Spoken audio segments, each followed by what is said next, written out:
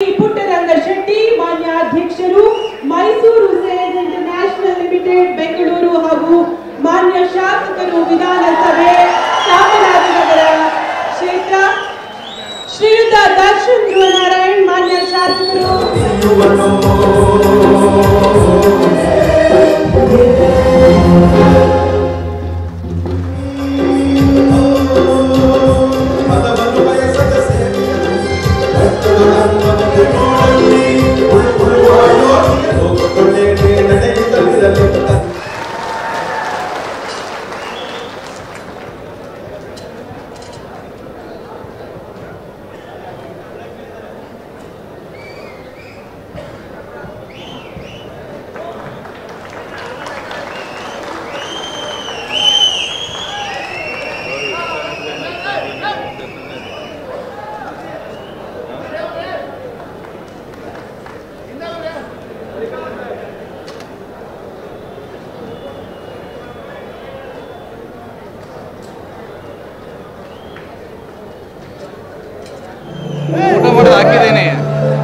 ಜಗದ್ಗುರು Shri Shri doctor ವಿಶ್ವನಾಥಾನಂದಪುರಿ ಮಹಾಸ್ವಾಮಿಗಳು ಶ್ರೀ ಚಿನ್ಮೂಲಾದ್ರಿ ಶಿಲಾಪುರಿ ಭಗೀರಥ ಪೀಠ ಮಹಾಸಂಸ್ಥಾನ ಮಠ ಹೊಸದುರ್ಗ ಚಿತ್ರದುರ್ಗ ಜಿಲ್ಲೆ ಇವರಿಗೂ ಕೂಡ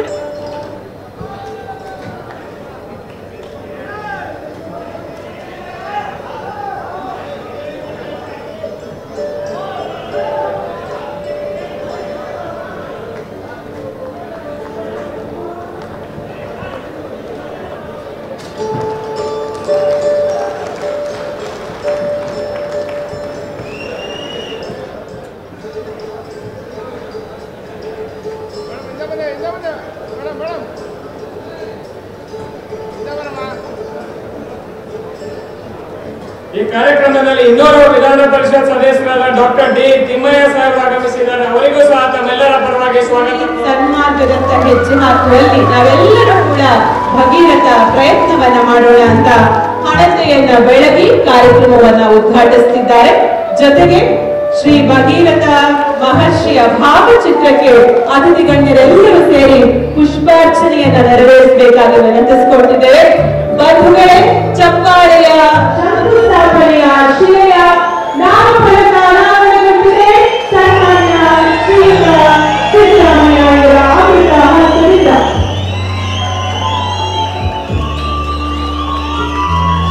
ಮಾನ್ಯ ಮುಖ್ಯಮಂತ್ರಿಗಳಾಗಿ ಸರ್ಕಾರ ಉತ್ಪಾದಕರ ಶಂಕುಸ್ಥಾಪನೆ ಶಿಲೆಯ ನಾಮಫಲಕ ಅನಾವರಣಗೊಂಡಿದೆ.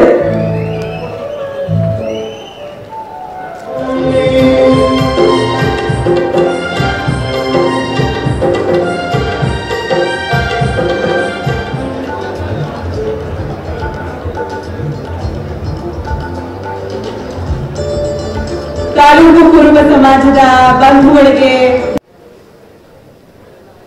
ಸಾನ್ನಿಧ್ಯ ವಹಿಸಿರ್ತಕ್ಕಂಥ ಪೂಜ್ಯ ಪುರುಷೋತ್ತಮಾನಂದಪುರಿ ಸ್ವಾಮೀಜಿಯವರಿಗೆ ನಮಸ್ಕರಿಸಿ, ಕರ್ನಾಟಕ ಸರ್ಕಾರದ ಪಶುಸಂಗೋಪನೆ ಮತ್ತು ಸೆರಿಕಲ್ಚರ್ ಸಚಿವರಾದಂಥ ಶ್ರೀ ಕೆ ವೆಂಕಟೇಶ್ ಅವರ, ಶಾಸಕರು ಅಧ್ಯಕ್ಷರು ಆದಂಥ ಶ್ರೀ ಪುಟ್ಟರಂಗ ಶೆಟ್ಟಿ ಅವರ,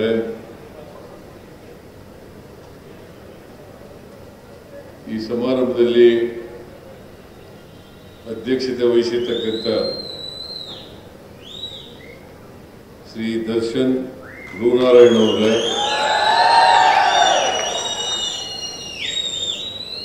ಶಾಸಕರಾದಂಥ AR ಕೃಷ್ಣಮೂರ್ತಿ ಅವರ, ಇನ್ನೊಬ್ಬರು ಶಾಸಕರಾದಂಥ ಅನಿಲ್ ಚಿಕ್ಕಮಾಧವ್ ಅವರ, ಶಾಸಕರಾದಂಥ ಗಣೇಶ್ ಪ್ರಸಾದ್ ಅವರ, ಮೇಲ್ಮನೆಯ ಸದಸ್ಯರಾದಂಥ ಡಾಕ್ಟರ್ ತಿಮ್ಮಯ್ಯನವರ, ಡಾಕ್ಟರ್ ಯತೀಂದ್ರ ಅವರ, ಕಾವೇರಿ ಅಚ್ಚುಕಟ್ಟು ಪ್ರಾಧಿಕಾರದ ಅಧ್ಯಕ್ಷರಾದಂಥ ಸ್ವಾಮಿ ಅವರ, ವೇದಿಕೆ ಮೇಲಿರ್ತಕ್ಕಂಥ ಎಲ್ಲ ಆಹ್ವಾನಿತರ ಮೇಲೆ ಜಿಲ್ಲಾಧಿಕಾರಿ ಎಲ್ಲ ಅಧಿಕಾರಿ ವರ್ಗದವರೇ, ಇಲ್ಲಿ ಭಾಗವಹಿಸಿರ್ತಕ್ಕಂಥ ಆತ್ಮೀಯ ಬಂಧುಗಳೇ, ತಾಯಂದಿರೇ,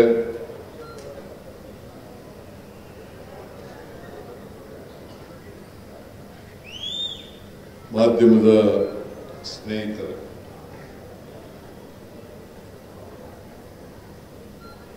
ಇವತ್ತು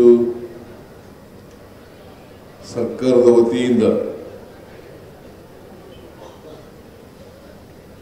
ನಂಜನಗೂಡು ಪಟ್ಟಣದಲ್ಲಿ ಶ್ರೀ ಭಗೀರಥ ಜಯಂತ್ಯೋತ್ಸವವನ್ನು ಆಚರಣೆ ಮಾಡ್ತಾ ಇದ್ದೀವಿ.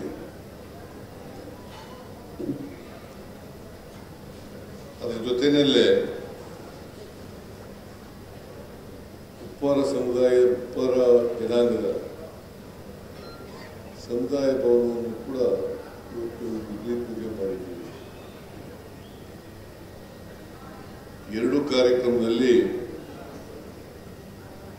ಅತ್ಯಂತ ಸಂತೋಷದಿಂದ ಭಾಗಿಯಾಗಿದ್ದೇನೆ. ಮತ್ತೆ ನಿಮ್ಮೆಲ್ಲರಿಗೂ ಕೂಡ, ಇಡೀ ರಾಜ್ಯದ ಜನತೆಗೆ, ವಿಶೇಷವಾಗಿ ಉಪ್ಪಾರ ಜನಾಂಗದವರಿಗೆ ಶ್ರೀ ಭಗೀರಥ ಜಯಂತ್ಯೋತ್ಸವದ ಶುಭಾಶಯಗಳನ್ನು ಕೋರಲಿಕ್ಕೆ ಬಯಸ್ತಾ ಇದ್ದೇನೆ.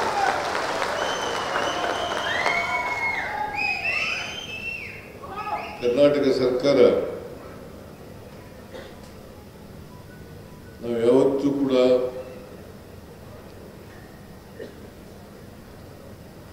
ಜಾತಿ ಮಾಡಿದವರಲ್ಲ. ಎಲ್ಲ ಜಾತಿ, ಎಲ್ಲ ಧರ್ಮದವರಿಗೆ ಸಮಾನ ಅವಕಾಶ ಸಿಗಬೇಕು, ಸಮಾಜದಲ್ಲಿರ್ತಕ್ಕಂಥ ಅಸಮಾನತೆ ಹೋಗಬೇಕು, ಎಲ್ಲರೂ ಕೂಡ ಮುಖ್ಯವಾಹಿನಿಗೆ ಬರಬೇಕು, ಸಮಾಜದಲ್ಲಿ ಸಮಾನತೆಯ ಸಮಾಜ ನಿರ್ಮಾಣ ಆಗಬೇಕು ಅಂತಕ್ಕಂಥದ್ದು ನಮ್ಮ ಆಶಯ. ಬಾಬಾ ಸಾಹೇಬ್ ಅಂಬೇಡ್ಕರ್ ಅವರು ನಮ್ಮ ದೇಶಕ್ಕೆ ಒಂದು ಸಂವಿಧಾನ ಕೊಟ್ಟಿದ್ದಾರೆ. ಆ ಸಂವಿಧಾನದಲ್ಲಿ ಪ್ರತಿಯೊಬ್ಬರಿಗೂ ಕೂಡ ಸಮಾನ ಅವಕಾಶಗಳು ಸಿಗಬೇಕು. ಯಾವುದೇ ಜಾತಿ ಇರಲಿ, ಯಾವುದೇ ಧರ್ಮ ಇರಲಿ, ಯಾವುದೇ ಪಂಗಡ ಇರಲಿ, ಎಲ್ರಿಗೂ ಸಮಾನವಾದಂಥ ಅವಕಾಶಗಳು ಸಿಗಬೇಕು. ಸಮಾನ ಅವಕಾಶಗಳು ದೊರೆತಾಗ ಮಾತ್ರ ಎಲ್ಲರೂ ಮುಂದೆ ಬರಲಿಕ್ಕೆ ಸಾಧ್ಯ ಆಗ್ತದೆ, ಮತ್ತೆ ಮುಖ್ಯವಾಹಿನಿಗೆ ಬರಲಿಕ್ಕೆ ಸಾಧ್ಯ ಆಗ್ತದೆ. ಈ ದಿಕ್ಕಿನಲ್ಲಿ ನಾನು ಮುಖ್ಯಮಂತ್ರಿ ಆದ ಮೇಲೆ ಅನೇಕ ದಲಿತ ಸಮಾಜಗಳಿರ್ಬೋದು, ಹಿಂದುಳಿದ ಸಮಾಜಗಳಿರ್ಬೋದು, ಅಲ್ಪಸಂಖ್ಯಾತ ಸಮಾಜಗಳಿರ್ಬೋದು, ಎಲ್ಲ ಸಮುದಾಯಗಳಿಗೆ ಯಾರ್ಯಾರು ಈ ಸಮಾಜದಲ್ಲಿ ದಾರ್ಶನಿಕರಿದ್ದಾರೆ,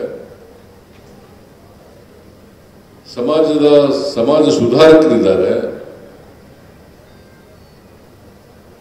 ಅವರು ಈ ಸಮಾಜದ ಸೇವೆಗೋಸ್ಕರ ಏನೇನು ತಮ್ಮ ಜೀವನ ಪರ್ಯಂತ ಕೆಲಸ ಮಾಡಿದ್ದಾರೆ, ಅವರನ್ನು ಗುರುತಿಸಿ ಅವರ ಜಯಂತ್ಯೋತ್ಸವಗಳನ್ನು ಆಚರಣೆ ಮಾಡ್ತಕ್ಕಂಥ ಕೆಲಸವನ್ನು ನಮ್ಮ ಸರ್ಕಾರ ಮಾಡ್ತಾ ಇದೆ. ಕಾರಣ ಯಾಕಪ್ಪ ಅಂತಂದ್ರೆ, ಸರ್ಕಾರನೇ ಆ ಜಯಂತ್ಯೋತ್ಸವಗಳನ್ನು ಮಾಡ್ತಾ ಇರೋದು ಉದ್ದೇಶ ಏನಪ್ಪ ಅಂತಂದ್ರೆ, ಇವು ವ್ಯಕ್ತಿಗಳು ಭಗೀರಥ ಇರಬಹುದು,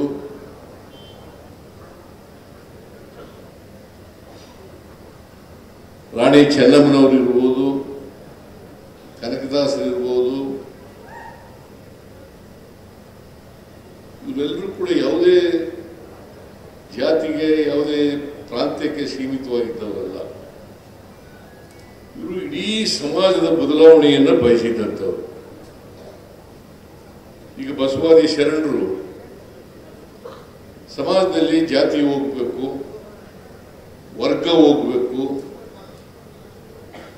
ನಾವೆಲ್ಲರೂ ಕೂಡ ಮನುಷ್ಯರಾಗಿ ಬಾಳ್ತಕ್ಕಂಥ ಒಂದು ವ್ಯವಸ್ಥೆ ನಿರ್ಮಾಣ ಆಗಬೇಕು ಅಂತಕ್ಕಂಥ ಕನಸನ್ನ ಕಂಡಿದ್ದೆ. ನಾವೆಲ್ಲ ಮಾನವರಾಗಿರ್ಬೇಕು, ಮನುಷ್ಯರಾಗಿರ್ಬೇಕು. ಜೊತೆಗೆ ನಮ್ಮಲ್ಲಿ ಆರ್ಥಿಕ, ಸಾಮಾಜಿಕ, ಶೈಕ್ಷಣಿಕ ಅಸಮಾನತೆ ಇರಬಾರದು. ಎಲ್ಲರಿಗೂ ವಿದ್ಯೆ ಸಿಗಬೇಕು, ಎಲ್ರಿಗೂ ಆರ್ಥಿಕವಾಗಿ ಸಬಲರಾಗಬೇಕು, ಮತ್ತೆ ಸಮಾಜದಲ್ಲಿರ್ತಕ್ಕಂಥ ಅಸಮಾನತೆ ಹೋಗ್ಬೇಕು. ಅದಕ್ಕೆ ಬಾಬಾ ಸಾಹೇಬ್ ಅಂಬೇಡ್ಕರ್ ಅವರು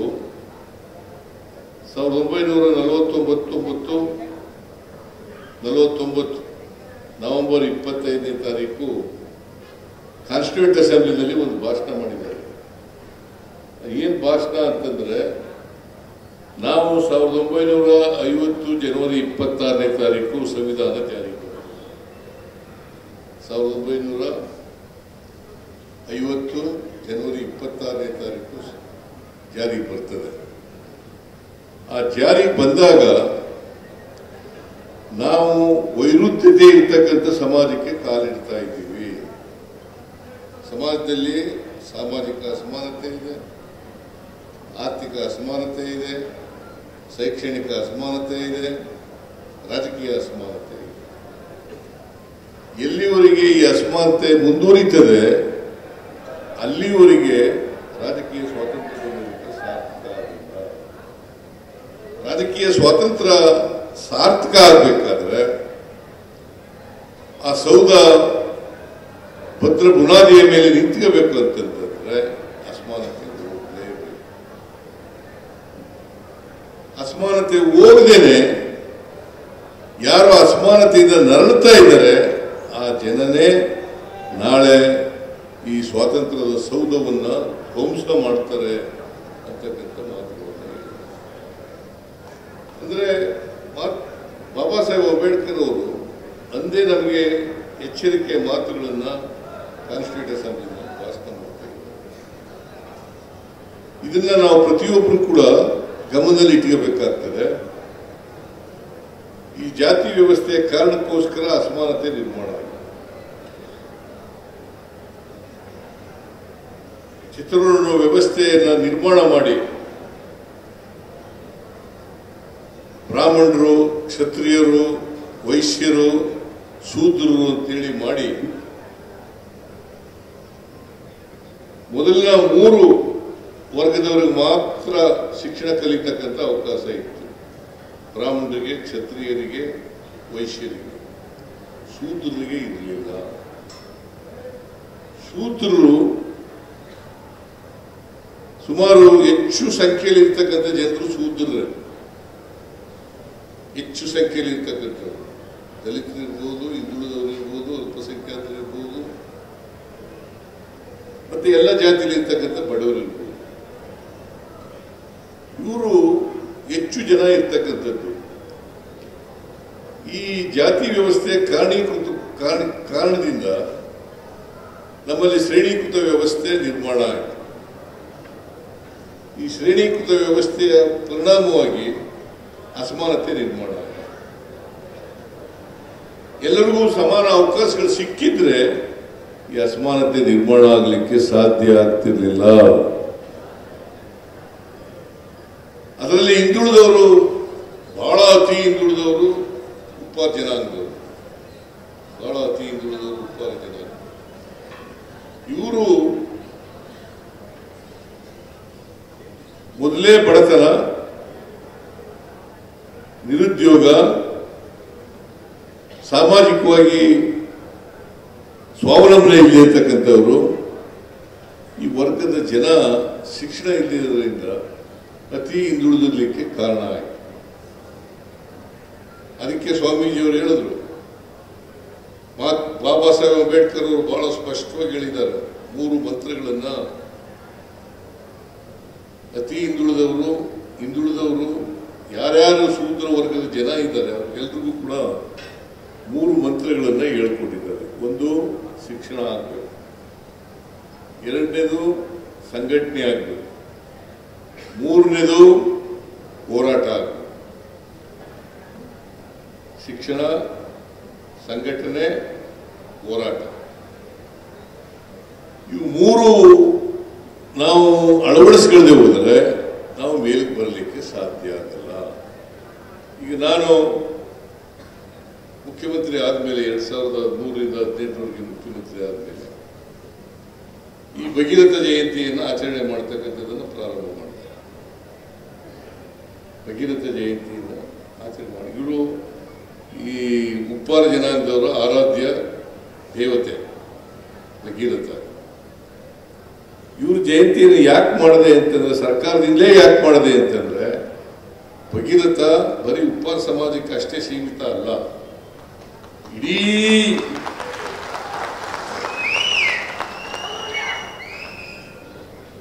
ಸಮಾಜಕ್ಕೆ ಅವರು ತಮ್ಮ ಸೇವೆಯನ್ನ ಮಾಡಿದ್ದಾರೆ.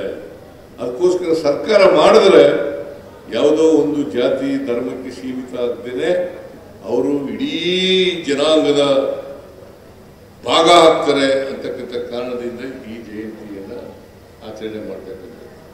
ಜೊತೆಗೆ ಆರ್ಥಿಕವಾಗಿ ಸಬಲರಾಗಬೇಕಲ್ಲ, ಅದಕ್ಕೋಸ್ಕರವಾಗಿ ಒಂದು ಬೋರ್ಡ್ ಕಾರ್ಪೊರೇಷನ್ ಕೂಡ ಮಾಡಿಕೊಡ್ತಕ್ಕಂಥ ಕೆಲಸವನ್ನು ಮಾಡಿದೆ. ಕಾರ್ಪೊರೇಷನ್ ಯಾಕೆ ಮಾಡಿದೆ ಅಂತಂದ್ರೆ, ಆರ್ಥಿಕವಾಗಿ ಸಬಲತೆ ಬರಬೇಕಲ್ಲ. ಆರ್ಥಿಕವಾಗಿ ಸಬಲತೆ ಬರದೇ ಹೋದ್ರೆ ನೀವು ವಿದ್ಯಾವಂತರೂ ಆಗಲ್ಲ, ಮತ್ತೆ ರಾಜಕೀಯವಾಗಿ ಕೂಡ ಬೆಳೀಲಿಕ್ಕೆ ಕಷ್ಟ. ಈ ಕಾರಣದಿಂದ ನಾನು ಅನೇಕ ಜಯಂತಿಗಳನ್ನು ಮಾಡ್ತಕ್ಕಂಥ ಕೆಲಸವನ್ನು ಮಾಡಿದೆ, ಅನೇಕ ಬೋರ್ಡು ಕಾರ್ಪೊರೇಷನ್ಗಳನ್ನು ಮಾಡ್ತಕ್ಕಂಥ ಕೆಲಸವನ್ನು ಮಾಡಿದೆ. ಕಾರಣ ಯಾಕಪ್ಪ ಅಂತಂದ್ರೆ, ಅವರು ಆರ್ಥಿಕವಾಗಿ ಶಕ್ತಿ ಬರಬೇಕು. ಎಲ್ರಿಗೂ ಆರ್ಥಿಕವಾಗಿ ಶಕ್ತಿ ಬರದೆ ಹೋದರೆ, ಸ್ವಾವಲಂಬನೆ ಬರದೆ ಹೋದರೆ ಅವರು ಮುಖ್ಯವಾಹಿನಿಗೆ ಬರಲಿಕ್ಕೆ ಕಷ್ಟ ಆಗ್ತದೆ. ನಾನು ಅದಕ್ಕೋಸ್ಕರ ಅನೇಕ ಕಾರ್ಯಕ್ರಮಗಳನ್ನು ಕೂಡ ರೂಪಿಸಿದೆ, ಅನೇಕ ಭಾಗ್ಯಗಳ ಕಾರ್ಯಕ್ರಮಗಳನ್ನು ರೂಪಿಸಿದೆ. ಈಗ ಮತ್ತೆ ಎರಡನೇ ಬಾರಿ ಮುಖ್ಯಮಂತ್ರಿ ಆದಮೇಲೆ ನಾನು ಗ್ಯಾರಂಟಿ ಯೋಜನೆಗಳನ್ನು ಜಾರಿಗೆ ತರತಕ್ಕಂಥ ಕೆಲಸವನ್ನು ಮಾಡಿದೆ. ಇವತ್ತು ಒಂದು ಕುಟುಂಬಕ್ಕೆ ಬಡವರಿಗೆ 4ರಿಂದ 5 ಸಾವಿರ ರೂಪಾಯಿ ತಿಂಗಳಿಗೆ ಬರ್ತಕ್ಕಂಥ ಕೆಲಸ, 4ರಿಂದ 5 ಸಾವಿರ ರೂಪಾಯಿ ಬರ್ತಕ್ಕಂಥ ಕೆಲಸವನ್ನು ಮಾಡಿಕೊಟ್ಟಿದ್ದೀವಿ. ಮತ್ತೆ ಇದರಲ್ಲಿ ಜಾತಿ ಇಲ್ಲ, ಎಲ್ಲ ಜಾತಿಯವರು ಕೂಡ, ಬಡವರು ಯಾರ್ಯಾರು ಇದ್ದಾರೆ, ದುರ್ಬಲ ವರ್ಗದವರು ಯಾರ್ಯಾರು ಇದ್ದಾರೆ, ಅವರೆಲ್ಲರಿಗೂ ಕೂಡ ಸಿಗ್ತಕ್ಕಂಥ ಕೆಲಸವನ್ನು ಮಾಡ್ತೀವಿ. ಜೊತೆಗೆ ಎಲ್ಲ ಜಾತಿ ಮಹಿಳೆಯರು, ಎಲ್ಲ ಧರ್ಮದ ಮಹಿಳೆಯರು ಉಚಿತವಾಗಿ ಬಸ್ನಲ್ಲಿ ಪ್ರಯಾಣ ಮಾಡ್ತಕ್ಕಂಥ ಕೆಲಸವನ್ನು ಮಾಡಿಕೊಟ್ಟಿದ್ದಾರೆ. ಉಚಿತವಾಗಿ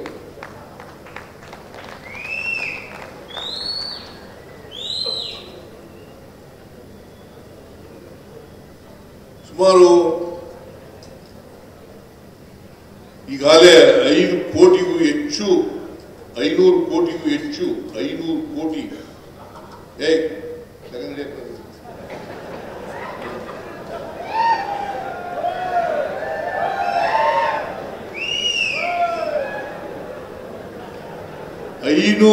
ಕೋಟಿಗೂ ಹೆಚ್ಚು ಮಹಿಳೆಯರು ಫ್ರೀಯಾಗಿ ಉಚಿತವಾಗಿ ಬಸ್ನಲ್ಲಿ, ಸರ್ಕಾರಿ ಬಸ್ನಲ್ಲಿ ಪ್ರಯಾಣವನ್ನು ಮಾಡಿದ್ದಾರೆ. ಇಲ್ಲಿ ಮಹಿಳೆಯರಿದ್ದಾರ, ಯಾರು ಕೂಡ ₹1 ಕೊಡಬೇಕಾಗಿಲ್ಲ, ಯಾರು ₹1 ಕೊಡಬೇಕಾಗಿಲ್ಲ. 500 ಕೋಟಿಗೂ ಹೆಚ್ಚು ಮಹಿಳೆಯರು ಫ್ರೀಯಾಗಿ ಟ್ರಾವೆಲ್ ಮಾಡ್ತಕ್ಕಂಥ ಕೆಲಸವನ್ನು ಮಾಡಿಕೊಂಡಿದ್ದೀವಿ. ಇದರಿಂದ ಏನಾಗಿದೆ ಅಂತಂದ್ರೆ, ಉದ್ಯೋಗ ಜಾಸ್ತಿ ಆಗ್ತಾ ಇದೆ, ಬಡವರಲ್ಲಿ ಉದ್ಯೋಗ ಜಾಸ್ತಿ ಆಗ್ತಾ ಇದೆ, ಮಹಿಳೆಯರಲ್ಲಿ ಉದ್ಯೋಗ ಜಾಸ್ತಿ ಆಗ್ತಾ ಇದೆ. ಬೆಂಗಳೂರು ಒಂದರಲ್ಲೇ 23% ಉದ್ಯೋಗ ಜಾಸ್ತಿ ಆಗಿದೆ. ಬೆಂಗಳೂರು ಒಂದರಲ್ಲೇ 23%. ಹುಬ್ಳಿ ಧಾರವಾಡದಲ್ಲಿ 21% ಜಾಸ್ತಿ ಆಗಿದೆ. 21% ಜಾಸ್ತಿ ಆಗಿದೆ. ಕಾರಣ ಯಾಕಪ್ಪ ಅಂತಂದ್ರೆ ಕೆಲಸಕ್ಕೆ ಹೋಗ್ಬೋದು ಫ್ರೀಯಾಗಿ, ಅಲ್ಲಿಗೇನು ಯಾರು ನೀವು ಬಸ್ ಚಾರ್ಜ್ ಕೊಡಬೇಕಾಗಿಲ್ಲ, ಮತ್ತೆ ಮನೆಗೆ ಬರ್ಬೋದು, ಎಷ್ಟು ಸಾರಿ ಯಾರು ಕೂಡ ಓಡಾಡ್ಬೋದು, ನಿಮ್ಮ ನೆಂಟರ ಮನೆಗಳಿಗೆ ಹೋಗ್ಬೋದು, ನಿಮ್ಮ ಸ್ನೇಹಿತರ ಮನೆಗೆ ಹೋಗ್ಬೋದು, ನಿಮ್ಮ ತವ್ರ ಮನೆಗೆ ಹೋಗ್ಬೋದು, ಎಲ್ಲ ಫ್ರೀಯಾಗಿ ಮಾಡಿಕೊಡ್ತಕ್ಕಂಥ ಕೆಲಸವನ್ನು, ಫ್ರೀಯಾಗಿ ಟ್ರಾವೆಲ್ ಮಾಡ್ತಕ್ಕಂಥ ಕೆಲಸವನ್ನು ಮಾಡ್ತಾರೆ. ಜೊತೆಗೆ ಒಬ್ಬ ಮನೆ ಯಜಮಾನಿಗೆ, BPL ಕಾರ್ಡ್ ಇರ್ತಕ್ಕಂಥವ್ರಿಗೆ, ಮನೆ ಯಜಮಾನಿಗೆ ತಿಂಗಳಿಗೆ 2,000 ರೂಪಾಯಿ ಕೊಡ್ತಕ್ಕಂಥ ಕಾರ್ಯಕ್ರಮ ಮಾಡಿದ್ದೀವಿ. ತಿಂಗಳಿಗೆ 2,000 ರೂಪಾಯಿ. ನೀವ್ಯಾರು ಕೂಡ ವಿದ್ಯುತ್ ಶಕ್ತಿ ಬಿಲ್ ಅನ್ನ ಕಟ್ಟಾಗಿಲ್ಲ. ಯಾರು ಕಟ್ತಾ ಇದ್ದೀರಾ? ಯಾರು ಕಟ್ತಾ ಇದ್ದೀರಾ ಅಂದ್ರೆ ಫ್ರೀ ಕರೆಂಟ್ 200 ಯೂನಿಟ್ ವರೆಗೆ ತಿಂಗಳಿಗೆ ಫ್ರೀ ಕರೆಂಟ್ ಕೊಡ್ತಕ್ಕಂಥ ಕೆಲಸವನ್ನು ಮಾಡಿಕೊಂಡಿದ್ದೀವಿ. ಕರೆಂಟ್ ಫ್ರೀ, ಬಸ್ನಲ್ಲಿ ಫ್ರೀ, ಹೆಣ್ಮಕ್ಳಿಗೆ 2,000 ರೂಪಾಯಿ ತಿಂಗಳಿಗೆ. ಆಮೇಲೆ 10 kg ಅಕ್ಕಿ ಫ್ರೀ, 10 kg ಅಕ್ಕಿ ಫ್ರೀ. ಹಿಂದೆ ಮಾಡಿದ್ರ?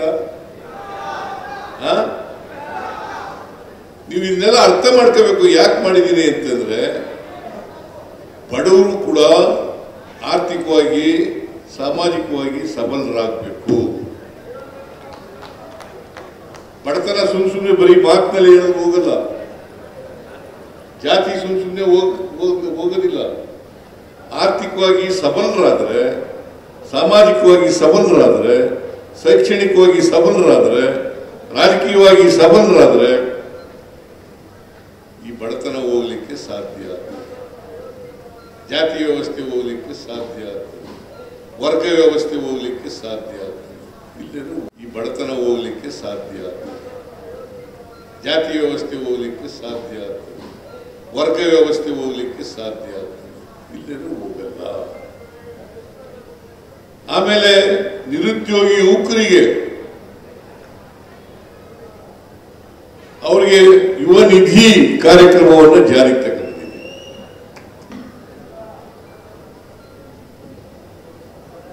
ಈಗ ಯಾಕೆ ಇವನ್ನೆಲ್ಲ ಈ ಕಾರ್ಯಕ್ರಮಗಳನ್ನು ಮಾಡಿದೀವಿ ಅಂತಂದ್ರೆ ಪ್ರತಿಯೊಬ್ಬ ಬಡವರು ಕೂಡ ಆರ್ಥಿಕವಾಗಿ ಸಾಮಾಜಿಕವಾಗಿ ಸಬಲರಾಗಬೇಕು. ಈಗ ನಿಮಗೆ 2,000 ರೂಪಾಯಿ ಫ್ರೀಯಾಗಿ ಕೊಡ್ತಾ ಇದ್ದೀನಿ ಪ್ರತಿ ತಿಂಗಳಿಗೆ. 1,23,00,000 1,23,00,000 ಮಹಿಳೆಯರಿಗೆ ಫ್ರೀ, 1,62,00,000 ಜನರಿಗೆ ಫ್ರೀ ಕರೆಂಟ್, 10 kg ಅಕ್ಕಿ ಫ್ರೀ ಬಡವರಿಗೆ. BPL ಕಾರ್ಡ್ ಯಾರ್ಯಾರಿದ್ದಾರೆ ಅವರಿಗೆಲ್ಲರಿಗೂ 10 kg ಅಕ್ಕಿ ಫ್ರೀ. ಇದರಿಂದ ನಿಮ್ಮ ಮಕ್ಕಳನ್ನ ಓದಿಸ್ಲಿಕ್ಕೆ ಸಾಧ್ಯ ಆಗ್ತದೆ. ಹಾಗಂತೇಳಿ ನೀವು ಇದನ್ನ ದುರುಪಯೋಗ ಮಾಡ್ಕೊಳಕ್ಕಾಗ್ತದೆ. ಯಾವ ಕಾರಣಕ್ಕೂ ದುರುಪಯೋಗ ಮಾಡ್ಕೊಳ್ಳೋದು, ಸದುಪಯೋಗ ಮಾಡ್ಕೊಳ್ತಕ್ಕಂಥ ಪ್ರಯತ್ನವನ್ನ ಮಾಡಬೇಕು. ಇದನ್ನೆಲ್ಲ ಯಾಕೆ ಮಾಡ್ತಾ ಇದ್ದೀನಿ ಅಂತಂದ್ರೆ ಅಸಮಾನತೆ ಹೋಗಲಾಡಿಸ್ಬೇಕು ಸಮಾಜದಲ್ಲಿ. ಶ್ರೀಮಂತರು ಬಡವರು ಅಂತಕ್ಕಂಥ ತಾರತಮ್ಯ ಇದೆಯಲ್ಲ, ಈ ತಾರತಮ್ಯ ಹೋಗ್ಬೇಕು. ಈಗ ಭಗೀರಥ ಜಯಂತ್ಯೋತ್ಸವ ನೀವೆಲ್ಲ ಮಾಡ್ತಾ ಇದ್ದೀರಿ, ಬಹಳ ಸಂತೋಷ. ಸರ್ಕಾರ ಕೂಡ ಮಾಡ್ತಾ ಇದೆ, ಬಹಳ ಸಂತೋಷ. ನೀವು ಭಗೀರಥನ ಹೆಸರಲ್ಲಿ ಶಿಕ್ಷಣವನ್ನು ಪಡ್ಕೊಳ್ತಕ್ಕಂಥ ಪ್ರಯತ್ನವನ್ನು ಮಾಡಬೇಕು, ಸಂಘಟನೆ ಆಗ್ತಕ್ಕಂಥ ಕೆಲಸವನ್ನು ಮಾಡಬೇಕು.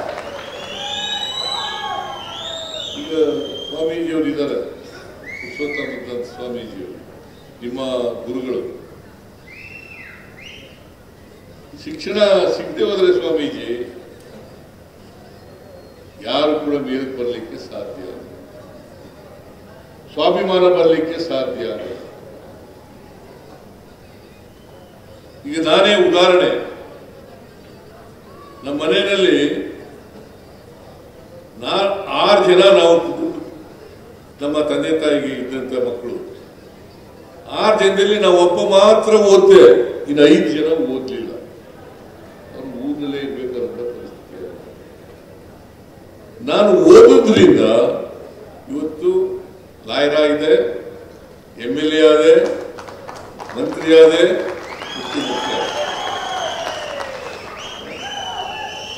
ಮುಖ್ಯಮಂತ್ರಿ ಆಗಲೇ ಇರಬಹುದು. ಆದ್ರೆ ಓದ್ಲಿಕ್ಕೆ ತೊಂದರೆ ಆಗಲ್ಲ, ವಿದ್ಯಾವಂತರಾಗ್ಲಿಕ್ಕೆ ತೊಂದರೆ ಆಗಲ್ಲ. ವಿದ್ಯಾವಂತರಾದ್ರೆ ನಿಮ್ಗೆ ಸಮಾಜನ ಅರ್ಥ ಮಾಡ್ಕೊಳ್ತಕ್ಕಂಥ ಶಕ್ತಿ ಬರಲಿಕ್ಕೆ ಸಾಧ್ಯ. ನಾವು ಯಾಕೆ ಹಿಂಗಿದ್ದೀವಿ ಇವತ್ತು, ಯಾಕೆ ಹಿಂದುಳಿದಿದ್ದೀವಿ? ನಾವು ಇಷ್ಟು ವರ್ಷ ಸ್ವಾತಂತ್ರ್ಯ ಬಂದು 78 ವರ್ಷ ಆಯ್ತು.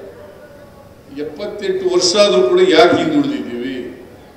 ಅದಕ್ಕೆ ಬಾಬಾ ಸಾಹೇಬ್ ಅಂಬೇಡ್ಕರ್ ಅವರು ಏನ್ ಹೇಳ್ತಾರೆ ಅಂತಂದ್ರೆ, ಯಾರಿಗೆ ಇತಿಹಾಸ ಗೊತ್ತಿಲ್ವೋ ಅವ್ರು ಯಾರು ಕೂಡ ಭವಿಷ್ಯವನ್ನ ನಿರ್ಮಾಣ ಮಾಡಲಿಕ್ಕೆ ಸಾಧ್ಯ ಇಲ್ಲ. ಇತಿಹಾಸ ಗೊತ್ತಾಗಬೇಕು. ಯಾರು ಕಾರಣಕರ್ತರು, ಯಾರು ಕಾರಣ ಏನು? ನಾವೆಲ್ಲ ಇಷ್ಟೊಂದು ಹಿಂದುಳಿದಿದ್ದೀವಲ್ಲ, ಕಾರಣ ಏನು? ಬಾಬಾ ಸಾಹೇಬ್ ಅಂಬೇಡ್ಕರ್ ಅವರು ವೈರುಧ್ಯ ಇರ್ತಕ್ಕಂಥ ಸಮಾಜಕ್ಕೆ ಕಾಲಿಡ್ತಾ ಇದ್ದೀವಿ ಅಂತ ಹೇಳೋದ್ರಲ್ಲ, ಯಾಕೆ? ಇದನ್ನು ನಾವು ಅರ್ಥ ಮಾಡ್ಕೋಬೇಕಾಗ್ತದೆ. ಇದು ಅರ್ಥ ಮಾಡ್ಕೋಬೇಕಾದ್ರೆ ಇತಿಹಾಸ ಗೊತ್ತಿರ್ಬೇಕಾಗ್ತದೆ. ಇತಿಹಾಸ ಗೊತ್ತಿದ್ರೆ ಮಾತ್ರ ನೀವು ನಿಮ್ಮ ಭವಿಷ್ಯವನ್ನು ರೂಪಿಸ್ಕೊಳ್ಳಲಿಕ್ಕೆ ಸಾಧ್ಯ ಆಗ್ತದೆ. ನೀವು ವಿದ್ಯೆ ಕಲೀಲಿಕ್ಕೆ ಅವಕಾಶ ಸಿಗ್ಲಿಲ್ಲ ಅಂತ ಇಟ್ಕೊಳ್ಳಿ, ಆದರೆ ನಿಮ್ಮ ಮಕ್ಕಳುಗಳು ಮಾತ್ರ ಯಾವುದೇ ಕಾರಣಕ್ಕೆ ವಿದ್ಯೆಯಿಂದ ವಂಚಿತರಾಗಬಾರದು.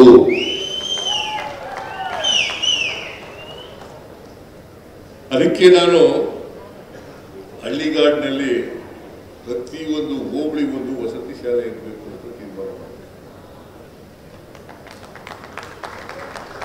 DSS ನವರು ಹೇಳ್ತಾ ಇದ್ರು 70ನೇ ದಶಕದಲ್ಲಿ. ನಾನು ಆಗ್ತಾನೆ ಲಾಯರ್ ಆಗಿದ್ದೆ, ನಾನು ಕೂಡ ಚರ್ಚೆಗೆ ಹೋಗ್ತಾ ಇದ್ದೆ, ಚರ್ಚೆ ಮಾಡಿ ದೇವನೂರು ಮಾದೇವನವರೆಲ್ಲ ನಿಮ್ಮ ಸ್ನೇಹಿತರು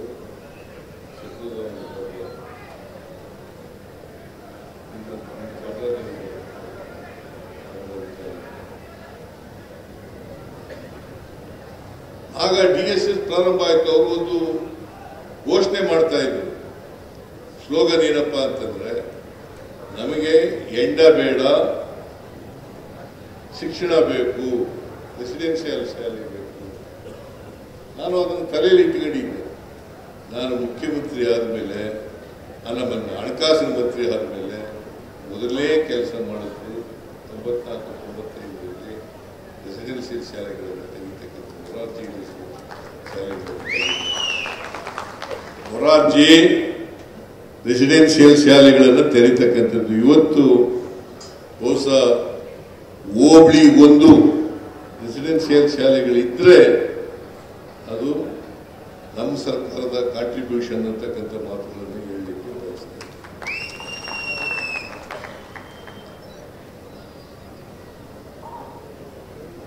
ಈ ರಿಸಲ್ಟ್ ರೆಸಿಡೆನ್ಸಿಯಲ್ ಸ್ಕೂಲ್ಗಳಲ್ಲಿ percentage of result more than 90%.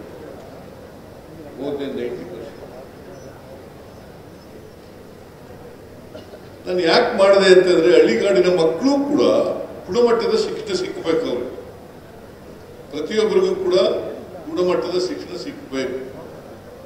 ಗುಣಮಟ್ಟದ ಶಿಕ್ಷಣ ಸಿಕ್ಕಿದಾಗ ಮಾತ್ರ ಅವರು ಮೇಲಕ್ಕೆ ಬರಲಿಕ್ಕೆ ಸಾಧ್ಯ ಆಗ್ತದೆ. ಸಮಾಜದಲ್ಲಿ ಅವರನ್ನು ಗುರುತಿಸ್ಕೊಳ್ಳಲಿಕ್ಕೆ ಸಾಧ್ಯ ಆಗ್ತದೆ. ಬೇರೆಯವರು ಕೂಡ ಗುರುತಿಸಲಿಕ್ಕೆ ಸಾಧ್ಯ. ಅದಕ್ಕೋಸ್ಕರ ರೆಸಿಡೆನ್ಸಿಯಲ್ ಸ್ಕೂಲ್ಗಳನ್ನ ಪ್ರತಿ ಹೋಬಳಿ ಮಟ್ಟದಲ್ಲಿ ಪ್ರಾರಂಭ ಮಾಡ್ತಕ್ಕಂಥ ಕೆಲಸವನ್ನು ಮಾಡಿದೆ. ಸುಮಾರು ಈಗ 850 ರೆಸಿಡೆನ್ಷಿಯಲ್ ಶಾಲೆಗಳು ಆಗಿದ್ದಾವೆ. 850 ರೆಸಿಡೆನ್ಷಿಯಲ್ ಶಾಲೆಗಳು. ತಿಮ್ಮಯ್ಯನವರು ಗೊತ್ತಿದೆ ಎಷ್ಟು ಕಷ್ಟ ವಿದ್ಯೆ ಕಲಿಯುವುದು ಅಂತ. ಕೃಷ್ಣಮೂರ್ತಿ ನಿಮ್ಮ ತಂದೆ ಏನೋ ಮಂತ್ರಿಯಾಗಿದ್ರು, ಆದರೆ ನಿಮ್ಮ ತಂದೆ ಎಷ್ಟು ಕಷ್ಟಪಟ್ಟಿದ್ರು ವಿದ್ಯಾವಂತರಾಗಬೇಕನ್ನೋದು ಅದು ಗೊತ್ತಾಗ್ತದೆ. ನಾನು ಓದಬೇಕಾದ್ರೆ ಈಗ ನನ್ನ ಮಗ ಡಾಕ್ಟರ್ ಆಗಿದ್ದಾನೆ ಯತೀಂದ್ರ. ಇವನು ನನಗೂ ವ್ಯತ್ಯಾಸ ಏನು ಅಂತಂದ್ರೆ ಶಿಕ್ಷಣ ಮಾಡಕ್ಕೆ ನಾವು ಭಾರಿ ಕಷ್ಟದಲ್ಲಿ ಓದ್ತಾ ಇದ್ದದು. ಭಾರಿ ಕಷ್ಟ. ನಾನು BSc ಓದುವಾಗ 2 ವರ್ಷ ಅಡುಗೆ ಮಾಡ್ಕೊಂಡು ಹೋಟ್ಲಲ್ಲಿ ಸಾಂಬಾರು ತಗೊಂಡು ಓದ್ತಾ ಇದ್ದೆ.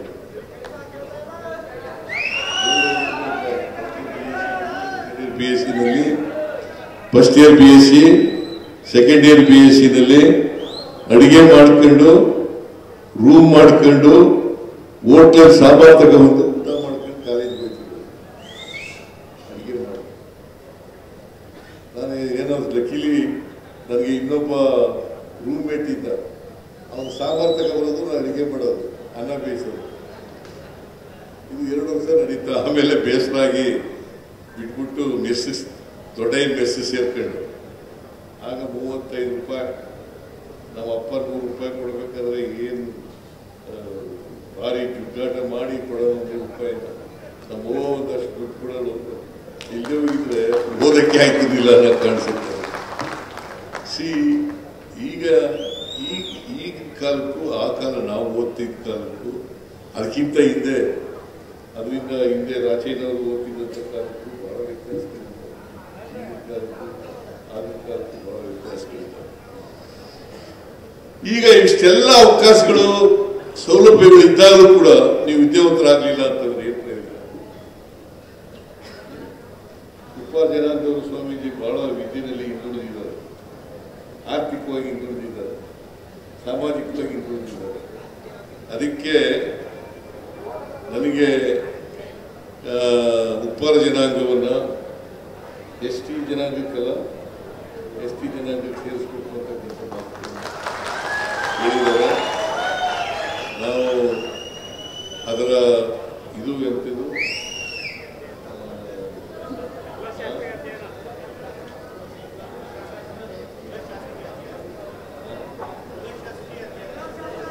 ಕುಲಶಾಸ್ತ್ರ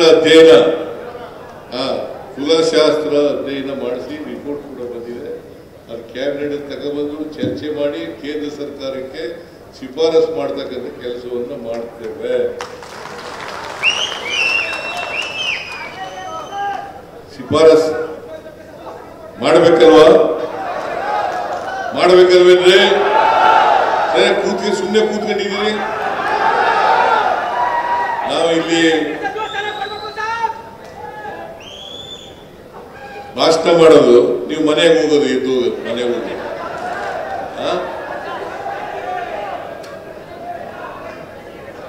ನೀವು ಬಹಳ ಒಳ್ಳೆ ದಿನ ಕೊಟ್ಟ ಮಾತಿನಂತೆ ನಡ್ಕೊಳ್ತಾರೆ.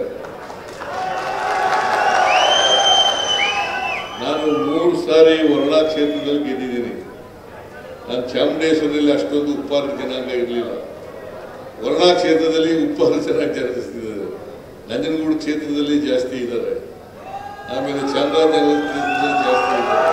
ಕೊಳ್ಳೇಗಾಲ ಕ್ಷೇತ್ರದಲ್ಲಿ ಜಾಸ್ತಿ ಇದ್ದಾರೆ. AR ಕೃಷ್ಣಮೂರ್ತಿ ಕಾನ್ಸ್ಟಿಟ್ಯೂನ್ಸಿಯಲ್ಲಿ ಜಾಸ್ತಿ ಇದ್ದಾರೆ. ಇವ್ರ ಕಾನ್ಸ್ಟಿಟ್ಯೂನ್ಸಿ ಗುಂಡ್ಲುಪೇಟೆಯಲ್ಲಿ ಜಾಸ್ತಿ ಇದ್ದಾರೆ. ಒಟ್ಟಾರೆಯಾಗಿ ಉಪ್ಪಾರ ಜನಾಂಗದವರು ನನಗೆ, ಕಾಂಗ್ರೆಸ್ ಪಾರ್ಟಿಗೆ ಬೆಂಬಲವನ್ನು ಕೊಡ್ತಾ ಇದ್ದೀರಿ. ಅದಕ್ಕೋಸ್ಕರ ನಿಮ್ಮೆಲ್ಲರಿಗೂ ಕೂಡ ಹೃತ್ಪೂರ್ವಕವಾದಂತ ಕೃತಜ್ಞತೆಗಳನ್ನು ಅರ್ಪಿಸಲಿಕ್ಕೆ ಬಯಸ್ತಾ ಇದ್ದೇನೆ. ಇವತ್ತು ಭವನಕ್ಕೆ ದುಡ್ಡು ಕೊಡಬೇಕು ಅಂತ ಹೇಳಿದ್ದಾರೆ. ಅದು ಕೊಡೋಣ, ಭವನಕ್ಕೆ ದುಡ್ಡು ಕೊಡ್ತಕ್ಕಂಥ ಕೆಲಸ ಮಾಡೋಣ.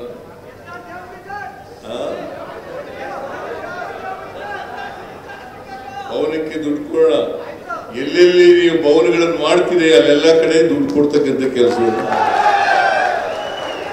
ಬರೀ ಭವನಗಳನ್ನು ಮಾಡಿ ಖುಷಿ ಪಡೋದಲ್ಲ, ನೀವು ಆರ್ಥಿಕವಾಗಿ ಸಾಮಾಜಿಕವಾಗಿ ಮೇಲಕ್ಕೆ ಬರಬೇಕು. ಅದು ಬರಬೇಕಾದ್ರೆ ಶಿಕ್ಷಣ. ನೀವು ಇವತ್ತೆಲ್ಲ ಶಕ್ತ ಮಾಡಿ ಹೋಗ್ಬೇಕು. ಯಾವ ಕಾರಣಕ್ಕೂ ಎಷ್ಟೇ ಕಷ್ಟ ಆದ್ರೂ ಕೂಡ ನಮ್ಮ ಮಕ್ಕಳನ್ನ ಅವಿದ್ಯಾವಂತರಾಗ್ಲಿಕ್ಕೆ ಬಿಡಲ್ಲ ಅಂತ ಶಕ್ತ ಮಾಡ್ತೀನಿ ಅಲ್ವಾ? ಶಕ್ತ ಮಾಡ್ತೀನಿ ಅಲ್ವಾ? ಈ ಕಡೆಯವರು ಯಾಕೆ ಸುಮ್ಮನೆ ಕೂತಿದ್ದೀರಿಲ್ಲ? ಇವೆಲ್ಲ ವಿದ್ಯಾವಂತರ. ಸ್ವಾಮೀಜಿ ನಿಮಗೆ ಮಾರ್ಗದರ್ಶನ ಮಾಡಲಿಕ್ಕೆ ತಯಾರಾಗಿದ್ದಾರೆ. ನೀವು ಎಲ್ಲಿ ಕರೆದ್ರು ಕೂಡ ಬರ್ತಾರೆ. ಅವರು ಪ್ರವಚನ ನಿಮಗೆ ಹೇಳ್ತಾರೆ. ಆದರೆ ನೀವು ಅವ್ರ ಮಾತುಗಳನ್ನು ಅನುಸರಿಸಿ ನಿಮ್ಮ ಜವಾಬ್ದಾರಿಯನ್ನು ನಿರ್ವಹಿಸಬೇಕಾಗಿರ್ತಕ್ಕಂಥದ್ದು, ನಿಮ್ಮ ಕರ್ತವ್ಯವನ್ನು ನಿರ್ವಹಿಸಬೇಕಾಗಿರ್ತಕ್ಕಂಥದ್ದು, ನಿಮ್ಮ ಕೆಲಸ ಅಂತಕ್ಕಂಥದ್ದನ್ನು ಮರೀಲಿಕ್ಕೆ ಸಾಧ್ಯ. ಇವತ್ತು ಸರ್ಕಾರ ಜಯಂತ್ಯೋತ್ಸವವನ್ನು ಆಚರಣೆ ಮಾಡಿದೆ, ಭಗೀರಥ ಜಯಂತ್ಯೋತ್ಸವ. ಮುಂದಿನ ವರ್ಷ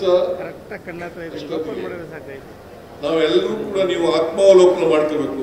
ನಮ್ಮ ಮಕ್ಕಳನ್ನ ವಿದ್ಯಾವಂತರನ್ನಾಗಿ ಮಾಡಲಿಕ್ಕೆ ಪ್ರಯತ್ನ ಮಾಡ್ತಾ ಇದ್ದೀವಾ ಇಲ್ವಾ ಅಂತಕ್ಕಂಥ ಪ್ರಯತ್ನವನ್ನು, ಆತ್ಮಾವಲೋಕನವನ್ನು ಮಾಡ್ಕೊಳ್ತಕ್ಕಂಥ ಕೆಲಸವನ್ನು ಮಾಡಬೇಕು. ಮಾಡ್ಕೊತೀನಲ್ವಾ? ಇಲ್ಲಿ ನಾನು ಎದುರು ಕೈ ಎತ್ಬಿಟ್ಟು ಹೋಗೋದಲ್ಲ.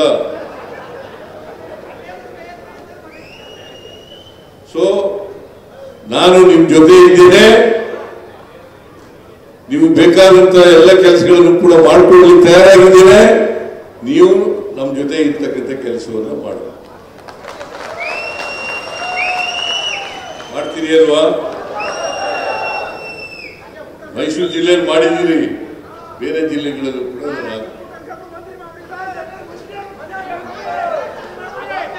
ಶೆಟ್ಟಿ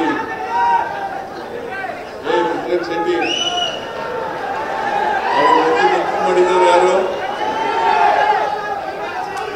MLA ಮಾಡಿದವರು ಯಾರು? ಸೀಟ್ ಕೊಟ್ಟವ್ರು ಯಾರು? ಮಂತ್ರಿ ಮಾಡಿದವರು ಯಾರು? ಈ ಚೇರ್ಮನ್ ಮಾಡಿದವರು ಯಾರು? ಮುಂದೇನೂ ಕೂಡ ಅವ್ರ ಭವಿಷ್ಯ ಉಜ್ವಲ ಆಗ್ತದೆ.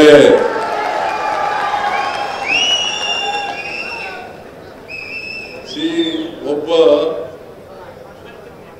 ಉತ್ಪಾದನೆಗೆ ಟಿಕೆಟ್ ಕೊಡ್ಲೇಬೇಕು ಮೈಸೂರು ಜಿಲ್ಲೆಯಿಂದ ಅಂತೇಳಿ, ಬಿಕಾಸ್ ಎಲ್ಲೂ ಇಲ್ಲ ಕರ್ನಾಟಕದಲ್ಲಿ. ಚಾಮರಾಜನಗರ ಕೊಡ್ಲೇಬೇಕು ಅಂತೇಳಿ ನನಗೆ ಬೇಕಾದವರು ಇದ್ರೂ ಕೂಡ ಅವರು ತಪ್ಪಿಸಿ ಪುಟ್ಟರಂಗ ಶೆಟ್ಟಿಗೆ ಟಿಕೆಟ್ ಕೊಡಿಸಿದ್ರು.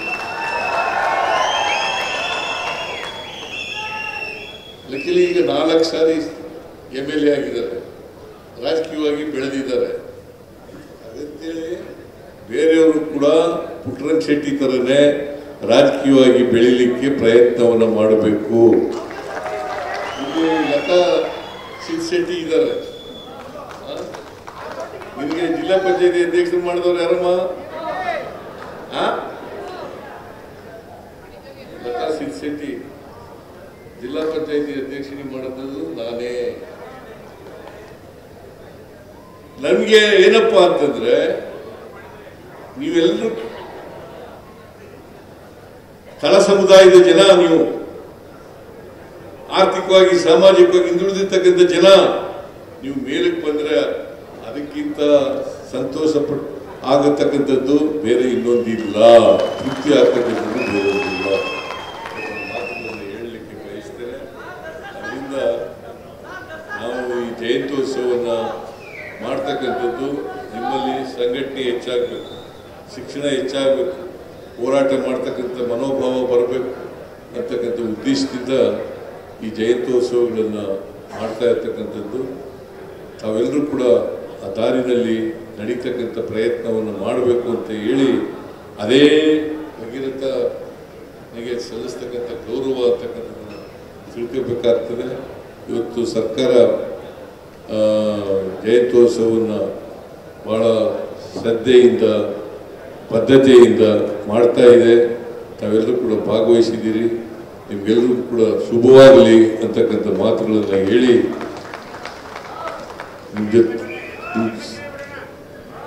ನಿಮ್ಮೆಲ್ಲರಿಗೂ ಕೂಡ ಮತ್ತೊಮ್ಮೆ ಕೋರಿ ನನ್ನ ಮಾತುಗಳನ್ನು ಮುಗಿಸ್ತೇನೆ. ಜೈ ಹಿಂದ್, ಜೈ ಕರ್ನಾಟಕ.